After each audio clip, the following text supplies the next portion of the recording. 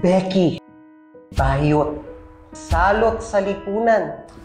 Ilan lang ito sa mga masasakit na salitang aking araw-araw na naririnig tungkol sa aking pagkatao. Kung magdasal na lang kaya ako na maging straight, Dear Dano, carry lang kaya? Is it okay to pray the gay away? Ang aking kasagutan dyan ay, hindi po, ate. Hanggang ngayon, marami pa rin ang nagpo-push at namumuwersa sa ilang miyembro ng LGBTQIA+ community na quote-unquote gamutin o baguhin quote-unquote ang kanilang gender identity sa pamamagitan ng conversion therapy at practices. May mabuti nga ba itong dulot?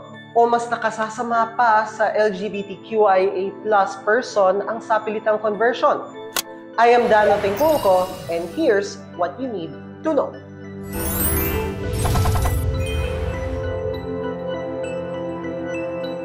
Conversion therapy. Ito ay isang attempt emotionally o physically na ayusin, quote-unquote, o gamutin, quote-unquote, ang sexual orientation, gender identity, at gender expression ng isang tao. Sa ibang bansa, ginagawa ito sa mga conversion camp na karaniwan ay affiliated sa mga religious group. Conversion therapy works on an assumption that LGBTQI people can be converted, can be changed to a different sexual orientation or different gender identity or a different gender expression. So in simple terms, it is inauthentic, it is unhealthy, and it forces a person to give up their authentic lived realities. Dito naman sa Pilipinas, almost 1 out of 5 LGBTQIA+ youth ang nakaranas na ng conversion therapy. Base ito sa kauna-unahang survey ng The Trevor Project sa Pilipinas na isinagawa noong nakaraang taon. Ang The Trevor Project ay isang US-based NGO na naglalayong pigilan ang pagtaas ng suicide rate sa kabataang LGBTQIA+. Ang consequence, dumarami ang kanilang mental health issues. Some people develop depression or mood disorders. Others develop anxiety disorders, not because they are gay or LGBT, but simply because of the traumas that they go through of being rejected or being forced. Pag halimbawa, i-force ang conversion therapy, there is a chance that magkaroon ng anxiety or anxiety disorders or ng depression or mood disorders ang isang tao. Kasi pinipwersa sila na baguhin yung totoong pagkatao nila base sa kanilang kasarian or sexuality or in gender at the same time. Mataas din ang mental health risk sa mga questioning at closeted o yung mga hindi pa tuluyang matanggap ang kanilang sarili.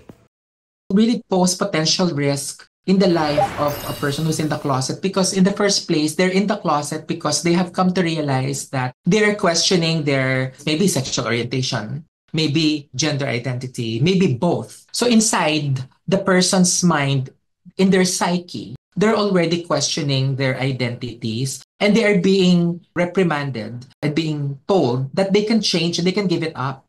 May mga classic psychological concepts na tinatawag nating cognitive dissonance. Yung bang kine-question mo yung belief mo.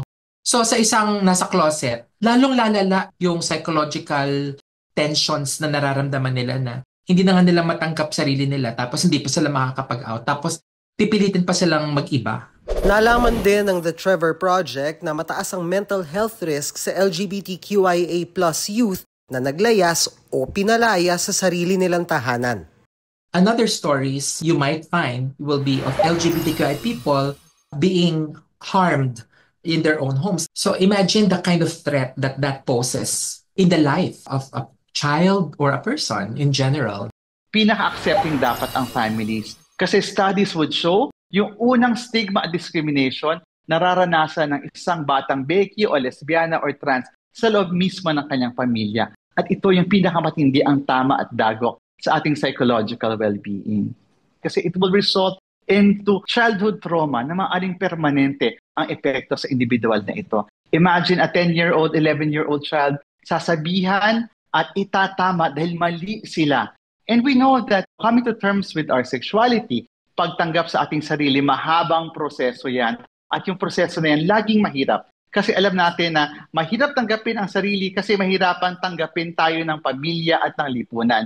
Malala ang magiging epekto doon sa mental well-being ng mga taong dumadaan sa ganitong napaka-inhumane na proseso.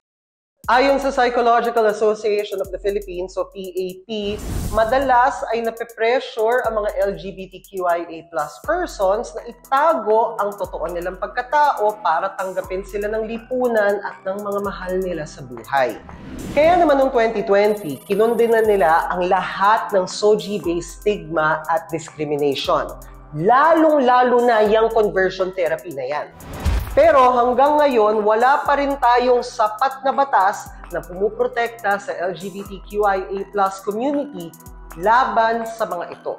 Sa lalong madaling panahon, kinakailangang ipasa natin ang SOGI Equality Bill. Kasi sa ilalim ng panukalang batas na ito, sinasabi natin na bawal ang diskriminasyon on the basis of sexual orientation, gender identity, gender expression, at sex characteristic. At tingin ko, itong mga conversion therapy na talaga namang mapanakit doon sa well-being ng mga tao, isa itong matinding forma ng diskriminasyon. Kung sapilitan kang kino-convert ng isang tao o ng isang grupo at meron kang mga resibo o pruweba, magagamit mo pa rin ang mga kasalukuyang batas para mapanagot sila. Unang pinakamahalaga na malaman natin ay yung saan yung pinakamalapit na VAUSI desk. Kasi halimbawa kung ikaw ay nasa isang LGU kung saan mayroon ng anti-discrimination ordinance, empowered ang VAUSI to take on yung mga kaso ng violence against women, children, and members of the LGBTQIA community or yung mga tao na nakaranas ng stigma and discrimination on the basis of their SOGI-SC. Marami tayong pwedeng gamitin na batas, lalo na kung ito ay nakapag-inflict ng harm. Kung ito ay nagresulta doon sa pagbaba ng well-being ng tao, maraming mga batas na pwedeng gamitin doon sa mga practitioners. Pero sa dulo, kung sila ay bahagi, for example, of the society noong psychologist, maaaring tanggalan sila ng lisensya ng kanilang society dahil gumawa sila ng labag doon sa best interest yan man ay ng bata o ng kanilang pasyente. Sa mga kapatid natin na pinipilit na paranasin ng conversion therapy, yan man ay through yung traditional practices o mas yung cultural practices, sa dulot kung kaya natin tumindig at lumaban na huwag, gawin natin yon sapagkat walang mali sa iyo, walang kailangang itama sa iyo. Ang iyong pagiging trans woman, trans man, Becky, or lesbiana ay bahagi ng pagiging ikaw. Kaya walang mali sa iyo.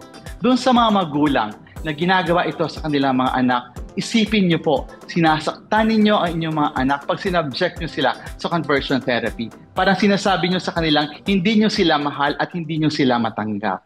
20 plus years na yung SOGI Equality Bill, tenga pa rin at hindi pa rin maisa batas. Panangga at proteksyon sana ito hindi lamang sa karapatang pantao, kundi pati sa karapatang magpakatotoo. Pero ito ang say ko, hindi mo kailangang magbago. At may community na handang yumakap sa iyo ng buong buo at ipaglaban ang mga karapatan mo. Happy Pride!